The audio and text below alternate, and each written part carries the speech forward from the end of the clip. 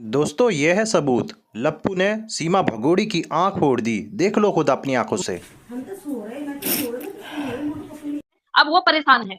अब वो वहां से निकलना चाहती है कि वहां पे लगातार उसकी पिटाई हो रही है। जब जब उसकी पिटाई होती है बच्चों को दूसरे कमरे में बंद कर दिया जाता है कि मोमिन मलिक साहब क्या कर लेंगे, वो आए हैं, वो वहां से पाकिस्तान के जासूस हैं। वो जिस तरह से मोमिन मलिक साहब ने आज जो कर दिखाया तो ये अनएक्सपेक्टेड था। नेत्रपाल जो है वो बहुत परेशान हो चुका है।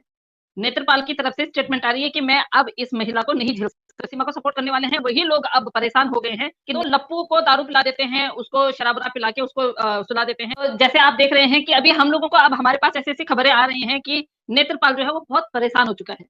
नेत्रपाल की तरफ से स्टेटमेंट आ रही है कि मैं अब इस महिला को नहीं झेल सकता। पहले तो उन्होंने रख लिया, लेकिन जिस तरह से अभी हमारे पास बातें आ रही हैं, जिस तरह से वहां के लोग बोल रहे हैं, और बहुत सारे लोग ऐसे हैं जो उनके टच में हैं और वो बोलते भी हैं, और वो उनके टच में इस तरह से हैं कि सीमा को जो सपोर्ट करते हैं, जो सीमा को सपोर्ट करने वाले हैं वही लोग अब परेशान हो गए हैं कि नेत्रपाल को परेशानी होने लग गई है, क्योंकि नेत्रपाल को हर चीज के लिए, पैसों के लिए, हर चीज के लिए जो है हाथ सीमा के आगे फैलाना पड़ता है। जिस तरह से मोमिन मलिक साहब ने आज जो कर दिखाया तो ये अनएक्सपेक्टेड था कि आज ही हो जाएगा। जिस तरह से हम लोग छुट्टियां बिताते तो सोचते हैं कि आज हो सकता है कि आज वकील साहब नहीं मिलेंगे या जज साहब नहीं मिलेंगे, बट उन्होंने ये काम कर दिखाया तो लोगों को ना एकदम आश्चर्य, एकदम ऐसा आश्चर्य हुआ कि लगा कि हमें मतलब करना चाहिए कुछ। ऐसा लगा कि जैसे पटाखे छूट रहे हैं कहीं से।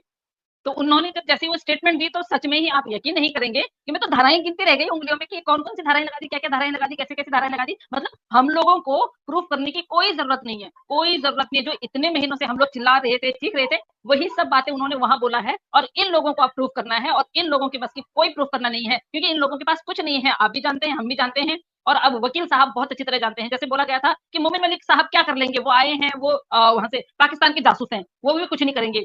तो अंदर एक टीस होती थी कि बजरंगी भाईजान को इस तरह से बोला जा रहा है, जिस तरह से वो ना काम आके उन्होंने किया, और इतने थोड़े दिनों में उन्होंने हमें दिखाया कि भैया जो इन्होंने इतना रायता फैला रखा है ना, उन्होंने उन्होंने उसको समेटने की कोशिश की। वो समेटा उन्होंने, वो समेटने के बाद उन्होंने हमारे सामने परोसा कि ये देखिए इन्होंने ये किया था और हम लोगों ने ये कर दिया है।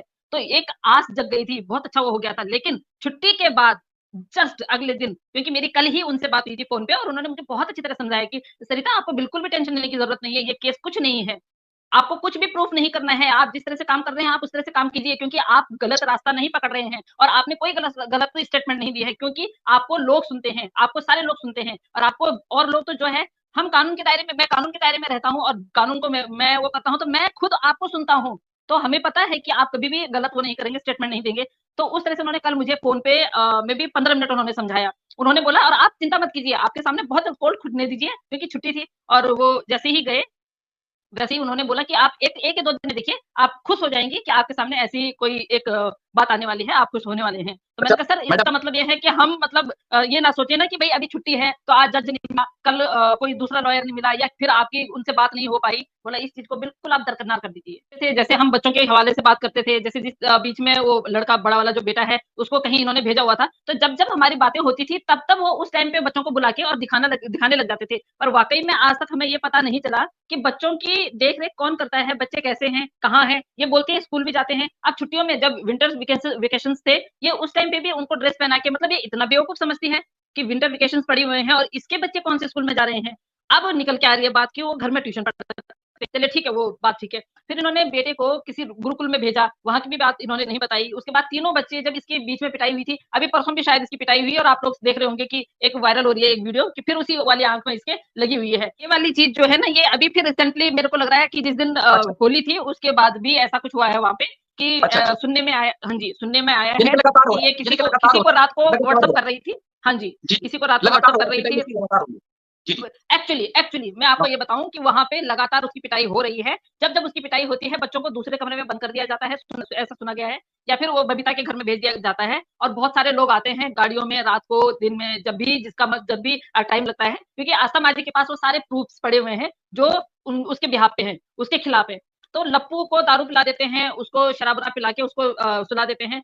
परसों की बात शायद ऐसे हुई कि जिस दिन होली थी उस दिन भी कोई उससे मिलने आया, और वो रात को किसी को मैसेज कर रही थी, तो लप्पू शायद हो सकता है होश में आया हो, उसने देखा है, तो तब भी उसकी पिटाई हुई है। वो भी मुमकिन खबर है देख फीडर मुंह से निकला हो, मुमकिन है फीडर मुंह से निकला उसको फिर होश आया हो। हो सकता है। तो वो हो सकता है कि पता नहीं उस टाइम पे लड़ाई हुई है, बट उसने देखे हैं कि ये किसी को कर रही है। और वहाँ पे जो भी, खैर वो चैटिंग को तो मैं नहीं बोलूंगी, क्योंकि चैटिंग तो वो कभी की भी हो सकती है। एक चैटिंग पहले भी इनकी वायरल हुई थी, जो उनके साथ में थी, एपी सिंह जी के साथ में थी। तो वो चैटिंग भी पहले भी वायरल हुई थी। तो इस तरह से मतलब है कुछ ऐसा तो है। अब वो परेशान है, अब वो वहां से निकलना चाहती है। और उसके हाव भाव से पता चलता है कि अब वो वहां पे परेशान हो गई है, क्योंकि जिस तरह से एपी सिंह जी ने उनका हाथ छोड़ा है, आपने देखा ना, उन्होंने जब दामन पकड़ा तो ऐसा पकड़ा कि वो छोड़ने का नाम नहीं ले रहे थे। लेकिन अब उन्होंने दामन क्या, हाथ सब कुछ छोड़ छाड़ के उसको, और पता नहीं, मतलब ये समझ में नहीं आ रहा कि अब उन्होंने इतना बड़ा धोखा उसको क्यों दे दिया, जबकि वो बोल रहे थे कि भाई मैं तो यहाँ नागरिकता दिलाऊंगा। आप नागरिकता मत दिलाइए, लेकिन वो औरत अब बेबस है, उस औरत का अभी आप साथ क्यों नहीं दे रहे हैं? अगर जब जिस टाइम पे आपको कमाई करनी थी, तब तक आपने उस औरत का खूब फायदा उठाया। देखिए, एक औरत होने के नाते उस औरत को मैं भी गलत नहीं बोलूंगी इस चीज के लिए। औरत ने गलत किया है, इनलीगल आई है, बच्चों को लेके आई है, और वो है क्रिमिनल है। बट अभी वो सो कॉल भाई कहाँ गए, जब कमाने के चक्कर से उन्होंने उसका बोला कि भैया इसको सचिन सीमा मीना बोलो, जबरदस्ती बनाया उन्होंने। जो आपकी उसके लिए भी उनपे एक धारा लगी हुई है। जबरदस्ती उन्होंने उनकी शादी करवाई, उसके लिए भी एक धारा लग गई है। जबरदस्ती उसको उन्होंने बोला कि तेरे को यहाँ पे नेशनलिटी मिल जाएगी, उस चीज के लिए भी वर्ग लाया उन्होंने। हमारे धर्म के खिलाफ भी उन्होंने बोला कि अब हनुमान चालीसा ये करो वो करो। मतलब इस तरह के आपने पूरा परपंच रच दिया है। जब लास्ट टाइम में उस औरत को आपकी जरूरत पड़ रही है, तो आप मुंह छुपा के कहीं बैठ गए हैं। अब आपको पता है कि भाई उसने भी जाना है, मैंने भी जाना है, तो जब आपने सारे कृत्य सारे काम उसके साथ मिलके किए हैं, तो अब आप लास्ट में क्यों भाग गए हैं? क्या आप में इतनी हिम्मत नहीं है कि एक महिला को आप जिस तरह यूज कर रहे थे, उसी तरह उस महिला के साथ में आप जेल तक जाने की हिम्मत करें? क्या आप में इतनी हिम्मत नहीं है? तो मुझे देखिए, नहीं लगता है कि उनको इस तरह बैठे रहना चाहिए गर्भ गुफा में। हाँ, मैं जितने जितने महीनों तक एपी सिंह जी ने हमें बेवकूफ बनाया, अगर एपी सिंह जी बंदर की तरह उस तरह से नाच करें ना उतने महीने, तो हो सकता है कि हम थोड़ी सी उनकी सजा कम करवा दें। बाकी इसके हम्म, अलावा और कुछ नहीं है। अच्छा और जी कुछ सर, नहीं है, वो कोई भी जी सर, पिटिशन लगाए, कोई भी वो डाले, कुछ नहीं है। तो आप सिटीजनशिप पाने के लिए उनको 7 साल की वहां 7 साल तक उनको रहना पड़ेगा, और इस तरह नहीं, उनको लीगली आना पड़ेगा, इनलीगल नहीं। और उनके कोई भी डॉक्यूमेंट्स गलत नहीं होने चाहिए, उनका कोई क्रिमिनल रिकॉर्ड नहीं होना चाहिए, और आके भारत में आराम से रहें जिस तरह से। और जो हमारे देश में बहुत सारे लोग आए हुए हैं, और उनको अगर वो आए हुए होते दिसंबर 2014 दिसंबर 31 से पहले अगर वो आ चुके होते, तो शायद हो सकता था। लेकिन सबसे पहले शायद उनका नाम ऊपर था कि इनको डिपोर्ट करना है, तो मोहतरमा ने उस दिन झंडा पकड़ के भाई का स्वागत, भाई को बहुत धन्यवाद किया। ये तो पता ही नहीं कि भाई बेवकूफ बना गया। तो इसके अलावा और कुछ नहीं है, उनको सिटीजनशिप तो किसी भी हालत में नहीं मिलेगी।